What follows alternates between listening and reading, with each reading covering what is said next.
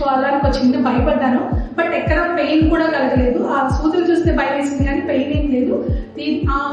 చేసిన తర్వాత within 5 to 10 minutes నేను చాలా రిలాక్స్ అయిపోయాను. హెడేక్ అంతా క్లియర్ అయిపోయింది.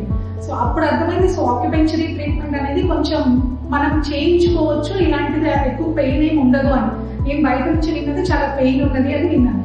బట్ తర్వాత ఏం జరిగింది అంటే ఒకరోజు ఇంటికి వచ్చి నాట్ ఓన్లీ ట్రీట్మెంట్స్, ఫేషియల్స్ కూడా ఇందులో చేస్తారు అన్న విషయం చెప్పింది. నెక్స్ట్ డే ఒక ప్రోగ్రామ్ ఉండగా ఒకరోజు ముందే నాకు ఆ ఫేషియల్ ట్రీట్మెంట్ చేసింది. నేను చేస్తాను అని ఆ ఫేషియల్ ఆక్యుపెన్షర్ ఫేషియల్ ట్రీట్మెంట్ బయట చేయించుకునే గోల్డ్ ఫేషియల్స్ ఏవైతే నేను చేయించుకున్నానో దానికంటే ఎక్కువగా ఇది ఫలితాన్ని ఇచ్చింది అనిపించింది నాకు.